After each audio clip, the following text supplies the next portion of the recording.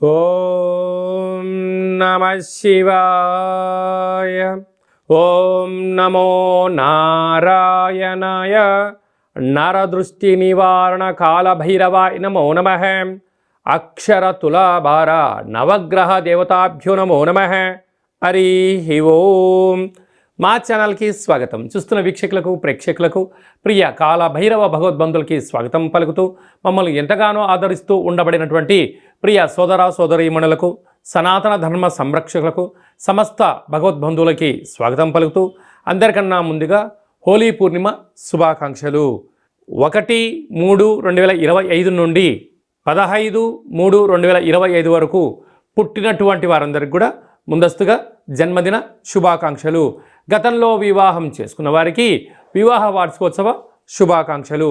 ద్వాదశ రాశుల్లో గ్రహ గమనాన్ని వీక్షింపచేద్దాం. వృషభ రాశిలో దేవగురు బృహస్పతి సంచార స్థితి, మిథున రాశిలో కుజ భగవానుడు సంచార స్థితి, కన్య రాశిలో కేతు భగవానుడు సంచార స్థితి, కుంభరాశిలో ఏడాది తర్వాత రవి మరియు శని భగవానుడు యొక్క సంచార స్థితి, మీనరాశిలో బుధుడు శుక్రుడు రాహు సంచార స్థితితో ద్వాదశ రాశుల్లో గ్రహ గమనాలు ఈ విధంగా ఉన్నాయి. మేషరాశి వారికి ఎలా ఉండబోతుందో ఈ వీడియోలో సవివరంగా సంపూర్ణంగా తెలుసుకుందాం. మేషరాశిలో ఏ ఏ నక్షత్రాలు వస్తాయనగా అశ్విని నక్షత్రంలోని 4 పాదాలు, భరణి నక్షత్రంలోని 4 పాదాలు, కృతికా నక్షత్రంలోని 1 పాదం కలిపితే మేషరాశి అవ్వడం జరుగుతుంది. చాలామందికి పుట్టినటువంటి కాల సమయంలో డేటా ఆఫ్ బర్త్లు లేనటువంటి కారణం వలన పేరు యొక్క మొదటి అక్షరాన్ని అనుసరిస్తూ ఆ రాశిని తెలుసుకునే ప్రయత్నం చేద్దాం. చూ, చే, చో, లా, లీ, లు, లే, లో, ఆ అక్షరాల వారందరూ మేషరాశి జాతకులే. మేషరాశికి అధిపతి కుజ భగవానుడు. విశేషంగా వీరికి 2వ స్థానంలో దేవగురు బృహస్పతి సంచారం చేయడం, తృతీయంలో ఏడాది తర్వాత కుజ భగవానుడు సంచారం చేయడం వలన తల్లిదండ్రులతో, అన్నాదమ్ములతో, అక్కా చెల్లెలతో వీలైనంత వరకు మౌనంగా ఉండే ప్రయత్నం చేయండి. ఎందుకనగా తెలుగు ఉగాది పండగ రాబోతున్నటువంటి కొత్త పూర్ణిమ చివరి పూర్ణిమ అవ్వడం వలన సకలమైనటువంటి వీలైనంత వరకు ఆవేశానికి దూరంగా ఉండండి, ఆలోచనగా ఉండండి. పెద్దవారు ఏదైనా చెప్తే వినే మానవ ప్రయత్నం చేయండి. అదే కాకుండా ఏకాదశ స్థానంలో 30 సంవత్సరాల తర్వాత రవి భగవానుడు శని భగవానునితో కలిపి సంచారం చేయడం జరుగుతుంటుంది. ఈ వీడియో మీరు వింటున్నారు అన్నట్లయితే మీరు నవగ్రహ దేవతలకు అక్షర తులాభార కార్యక్రమంలో పాల్గొన్న సమయం ఆసనమైందని చెప్పి గుర్తుపెట్టుకోగలగాలి. ఎందుకనగా సంవత్సరం చివరి పూర్ణిమ అవ్వడం వలన గ్రహ దోష నివారణకు గ్రహ నామములను స్మరింపచేయడము, నవగ్రహాల చుట్టూ ప్రదక్షిణ చేసే సమయం ఆసన్నమైందని చెప్పి మనం గుర్తుపెట్టుకోగలగాలి. అందుకే భగవంతుడు స్మరణ, ధ్యానము, ప్రదక్షిణ, ఆసనము, ముద్ర, ధ్యానంతో ఆయన ఆశీస్సులు కలిగి సకల గ్రహ దోషాలు తొలగిపోతాయి. కనుక ఈ వీడియో మీరు చూస్తున్నారు అంటే గ్రహ దేవతలే మీ దగ్గరికి ఈ వీడియోను చేరవేశారు. కనుక వారిని స్మరిద్దాం, ధ్యానిద్దాం, వారి యొక్క మంత్రాలను తులాభారంలో అక్షర తులాభారంలో పాల్గొందాం. గ్రహ యోగానికి స్వాగతం పలుకుదాం. భగవంతుడు ఎప్పుడు కూడా ఎదురు చూస్తుంటారు. నన్ను ఎవరు స్మరిస్తారా వాళ్ళని కాపాడదాం, నన్ను ఎవరు ధ్యానిస్తారా నన్ను కాపాడదాం అనుకుంటూ ఉంటారు. కనుక గ్రహ దేవతలు మిమ్మల్ని ఆశీర్వదించే సమయం ఆసనమైంది అని గమనించాలి. ఎప్పుడు మీరు ఈ వీడియో చూడడం వల్ల, అప్పుడు అందులో మీరు పాల్గొనడం వల్ల సకల గ్రహ దోషాలు తొలగిపోతాయని చెప్పి కూడా గమనించాలి.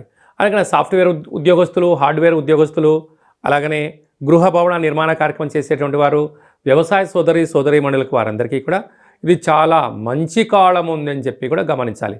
అలాగనే ఏడాది తర్వాత వ్యయంలో త్రిగ్రహ కూటమి సంచార స్థితి ఉంది. కనుక ఆవేశానికి దూరంగా ఉండండి. ఎందుకనగా బుద్ధికారకుడు బుధుడు, కలత్రకారకుడు శుక్రుడు, వాస్తు నరదృష్టికారకుడు రాహు వ్యయంలో ఉన్నప్పుడు అంతగా అనుకూలించదు అని చెప్పి మీరు గమనించాలి. ఈ మార్చి మాసంలో అలాగనే పాల్గొన మాసంలో ముఖ్యమైనటువంటి తిథుల గురించి క్లుప్తంగా సవివరంగా సంపూర్ణంగా తెలుసుకుందాం. 6వ తారీఖున 3వ నెల 2025వ తారీఖున అక్షయ కాళభైరవాష్టమి. కనుక కష్టకాలంలో ఉన్నప్పుడు దైవనామస్మరణ చేయడం, ఆధ్యాత్మిక చింతన ఉండడం, గృహంలో దీపం వెలిగించడం వల్ల సకల అష్టకష్టాలు తొలగిపోతాయని చెప్పి గమనించాలి. 13వ తారీఖున పాల్గొనమాస శుద్ధ పూర్ణిమ, హోళికా పూర్ణిమ చేస్తూ ఉంటాం. కనుక కామద దహన కార్యక్రమంలో పాల్గొందాం. స్వామివారి యొక్క ఆశీస్సులు పొందుదాం. అఖండ అష్ట కష్టాలకు స్వస్తి పలుకుదాం. ఎందుకనగా రంగుల హేళి అంటే ఆట అని చెప్తూ ఉంటారు. అంటే సహజసిద్ధమైనటువంటి రంగులతోనే దయచేసి అందరూ ఆడుకోండి. కలుషితం నీటితోనే ఆడుకోండి. కళల కొత్త ప్రపంచానికి స్వాగతం పలకబోతున్నాం. ఎందుకనగా ఈ సంవత్సరానికి చివరి పూర్ణిమ అవడం వలన రంగుల హోళీ అంటారు. అంటే మనకు కొన్ని ప్రాంతాల్లో కొత్త పూర్ణిమ, వచ్చేటువంటి అమావాస్యను కొత్త అమావాస్య అంటారు.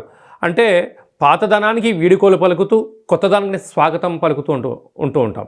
అందుకే మనం అందరము కూడా రంగులతో అలంకరించుకొని ఆడుకొని ఈ పాత సంవత్సరంలో అంటే తెలుగు సంవత్సరాలలో ఈ జ్ఞాపకాలంతను కూడా మధుర స్మృతులను గుర్తుపెట్టుకుంటూ పడ్డ అష్టకష్టాలకు స్వస్తి పలుకుతూ అష్టైశ్వర్యానికి రాబోయే కాలంలో స్వాగతం పలకాలని రంగులతో ఆటలాడుకొని మంచి కొత్త సంవత్సరానికి స్వాగతం పలుకుతాం.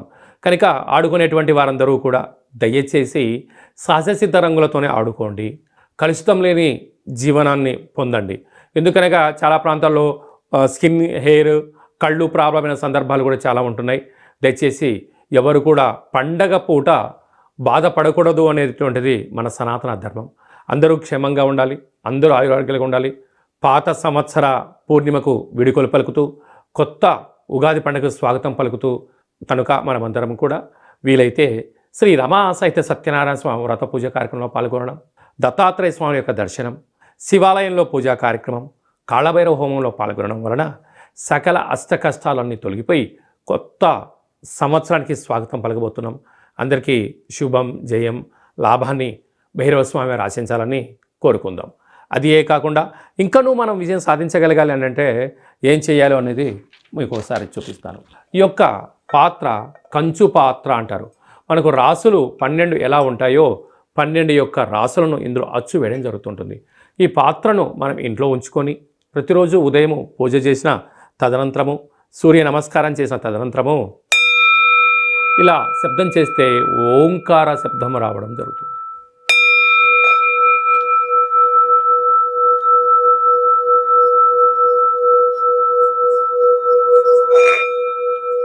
ఈ శబ్ద తరంగాన్ని ఇంట్లో సృష్టించడం వలన, ఓంకార శబ్దం వలన ఇంట్లో ఉండబడినటువంటి జ్యేష్ఠాదేవి అనగా దరిద్ర దేవత బయటికి వెళ్ళడం, లక్ష్మీమాత గృహంలోకి గళ్ళు గళ్ళుమంటూ రావడం జరుగుతుంది.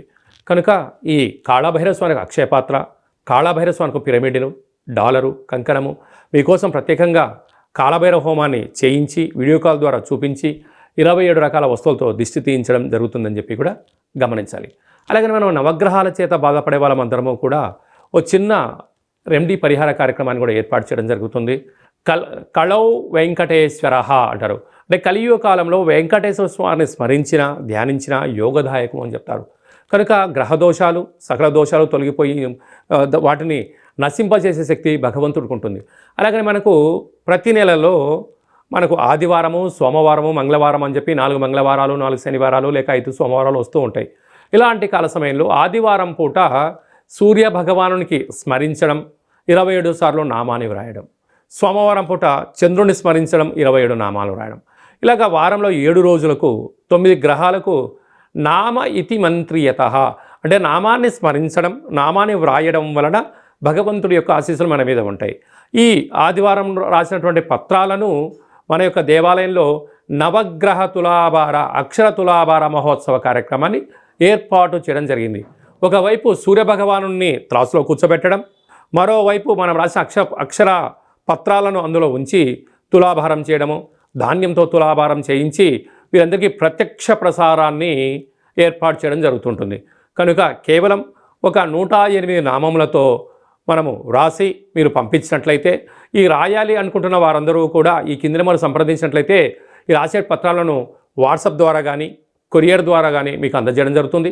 రాసిన తర్వాత మళ్ళీ ఫోటో తీసి వాట్సాప్లో పంపిస్తే సూర్యగ్రహ దోషం ఉన్నప్పుడు సూర్యగ్రహ తులాభారంలో, శని భగవాను యొక్క దోషం ఉన్నప్పుడు శని భగవాను తులాభారంలో ప్రత్యక్ష ప్రసారాన్ని వీక్షింపజేయచ్చు, భగవంతుడి ఆశీస్సులు పొందగలరు అని చెప్పి ఒక చిన్న విన్నపం.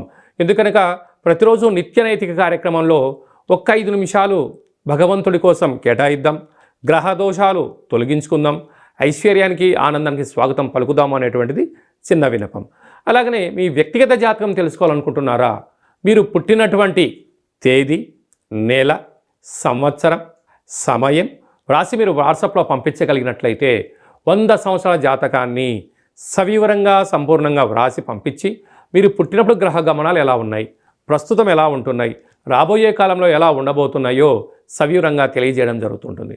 మన దగ్గర అదే కాకుండా డేటా ఆఫ్ బర్త్లు లేనటువంటి వారికి మీ పేరు యొక్క మొదటి అక్షరాన్ని అనుసరిస్తూ రాశిని తెలియజేస్తూ రాశి యొక్క స్థితిగతులను మీకు తెలియజేస్తూ రమణ శాస్త్రం ద్వారా అనగా కాళ్ళ భైరవ ఉపాసన చేత గవ్వల ద్వారా భూత భవిష్యత్ వర్తమానాన్ని తెలియజేయడం జరుగుతుంది.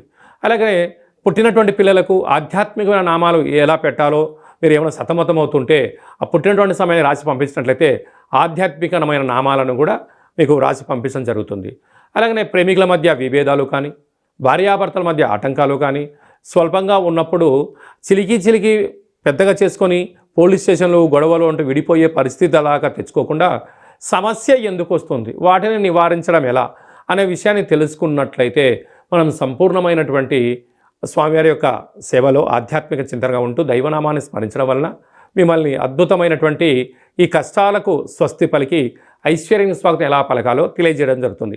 కనుక ఆసక్తి గలవారు ఈ కింద అపాయింట్మెంట్ తీసుకొని సంప్రదించగలరు.